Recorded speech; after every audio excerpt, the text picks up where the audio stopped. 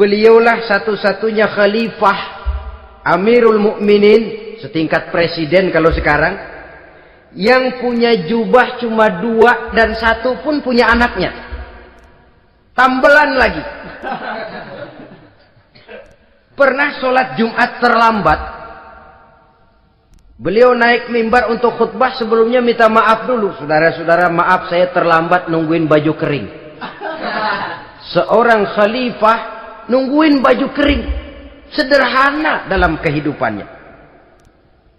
Mari kita ambil satu cerita lagi. Pada waktu beliau jadi khalifah, yang diangkat jadi gubernur di Mesir adalah Amr bin As. Amr bin As hidupnya lebih mirip kaisar. Istananya besar, pakaiannya bagus-bagus.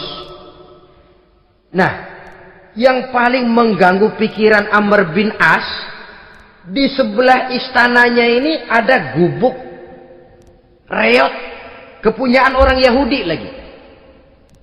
Ah, ini nggak pantas bener, masa di samping istana gubernur ada gubuk reot. Orang Yahudi lagi yang punya. Ini mesti, udah, bikin saja rencana, panggil dinas tata kota, bikin planning. Di sini mau dibangun masjid, proyek negara. Bikin gambarnya, susun anggarannya, tender. Saudara-saudara, si Yahudi yang punya gubuk reot dipanggil. Yahudi, ada apa, Pak? Kamu tahu nggak? Enggak. Iya, memang belum saya kasih tahu.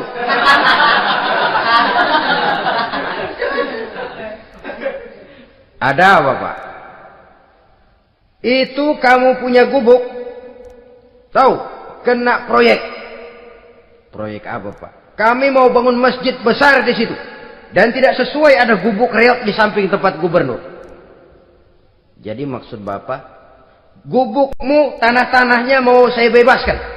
Saya beli. Enggak mau, Pak. Saya enggak mau jual. Saya bayar 2 kali lipat. Enggak mau. 3 kali lipat. 6 kali lipat juga enggak mau, Pak. Saya dari muda peres keringat banting tulang cuma segitu-gitunya, Pak, tempat saya tinggal. Gubuk reot sama tanahnya sedikit. Makmur saya, Pak, cuma rumah sama sumur.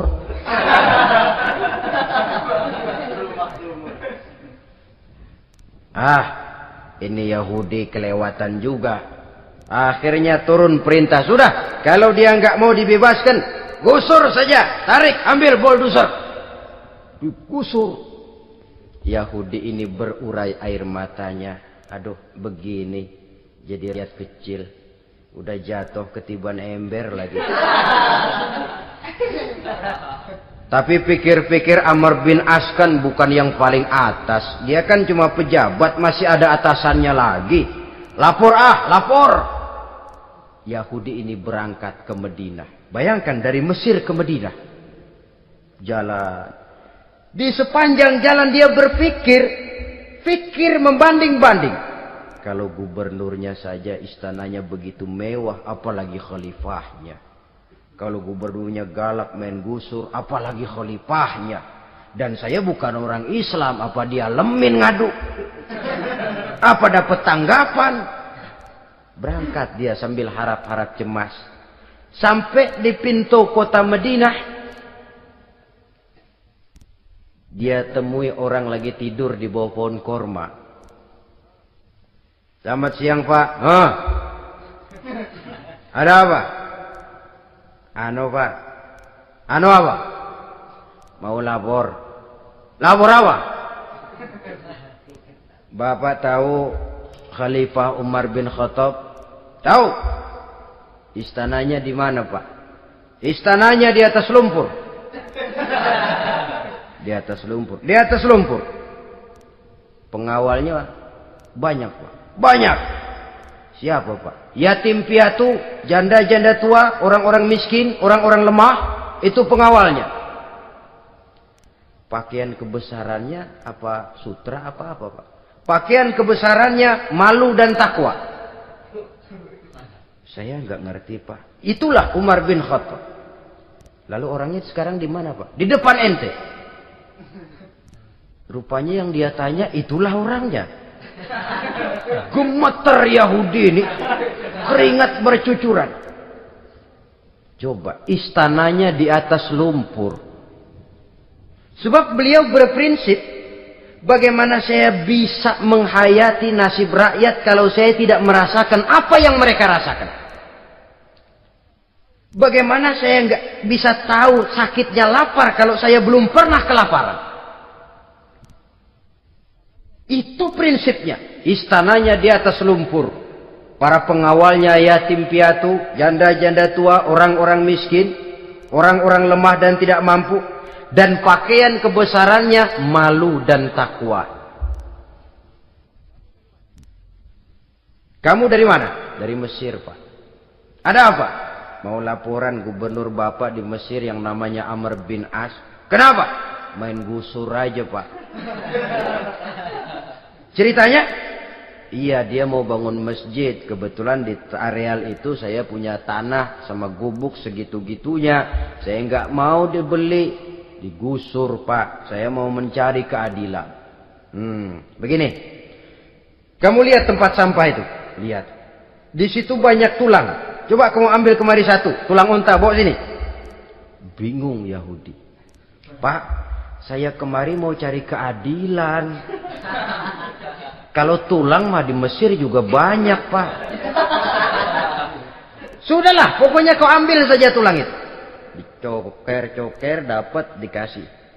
Tulang itu digaris lurus oleh Sidina Umar dengan ujung pedang. Red. Nah, nih, kau bawa kepada Amr bin As. Makin bingung itu Yahudi. Suruh bawa tulang cuman digaris. Nanti saya ngomong apa, Pak? Sudahlah, kasih saja. Pulang dia. Sampai di Mesir. Tuan Gubernur, ada apa? Saya baru menghadap khalifah. Kemudian beliau sampaikan ini, dikasih tulang. Amr bin As ngelihat tulang ada goresan lurus dengan ujung pedang, gemetar. Badannya keluar keringat dingin.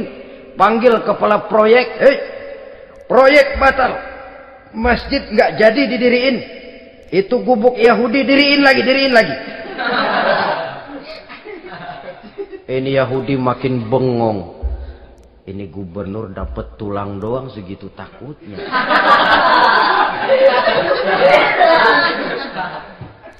Ada apa sebenarnya Tuan Gubernur? Kamu tahu? Ini nasihat pahit buat saya dari Amirul Mukminin Umar bin Khattab. Seolah-olah beliau bilang, "Hai Amr bin As, jangan mentang-mentang sedang berkuasa ya. Pada suatu saat kau akan jadi tulang-tulang kayak begini. Maka mumpung kamu masih hidup dan berkuasa, berlaku lurus dan adillah kamu seperti lurusnya garis di atas tulang ini. Red. Lurus, adil, jangan bengkok. Sebab kalau kamu bengkok, nanti aku yang luruskan pakai pedangku." Siapa yang nggak ngeper digituin? Sampai akhirnya apa? Kata si Yahudi, "Pak, kalau begitu Islam adil ya." Adil. Kalau gitu biarin dah, Pak. Tanah saya. Mau kamu jual? Bukan saya jual, Pak. Saya kasih aja dah. Campur gubuk-gubuknya. Ambil aja dah.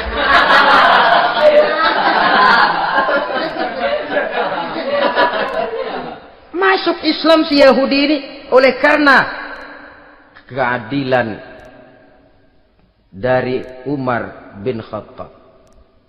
Begitulah kesederhanaan hidupnya. Sampai saudara, yang ironi betul,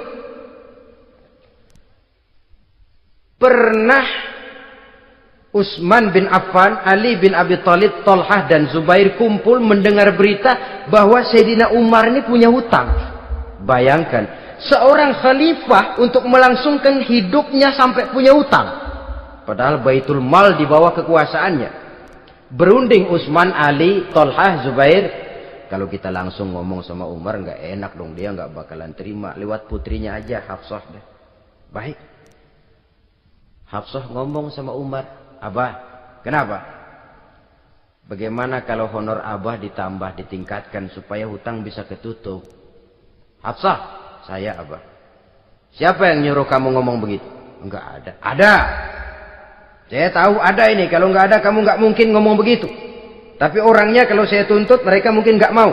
Sekarang saya mau tanya Hafsah, kau kan istri Rasul, betul? Nah, saya mau tanya, suamimu makanannya apa? Daging? Bukan. Roti. Tempat tidurnya kasur empuk? Bukan. Kain kasar yang kalau musim panas kami bentangkan, kalau musim dingin separuh buat tidur, separuh buat selimut. Pakaian yang dibelikan untukmu berapa banyaknya? Cuma 2. Nah, itu guru saya.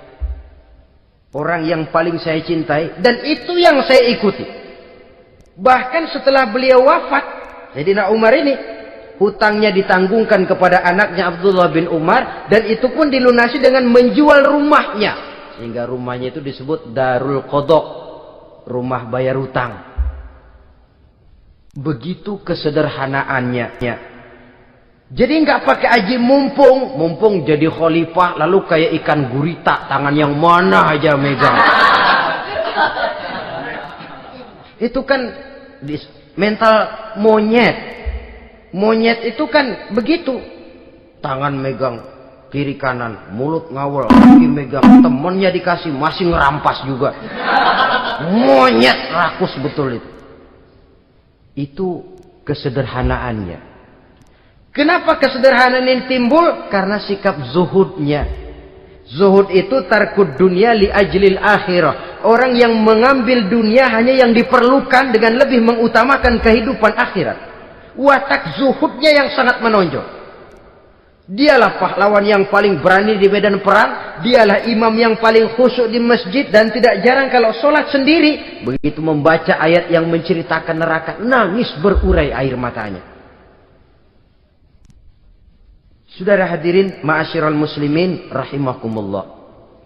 Jadi kesederhanaan dan kezuhudan ini bukan lewat teori disampaikan oleh Umar. Bukan lewat penataran seluruh aparat, tidak. Lewat contoh konkret, inilah saya. Contoh sederhana dan zuhud. Bagaimana saya akan bisa merasakan penderitaan kalau saya sendiri tidak pernah menderita?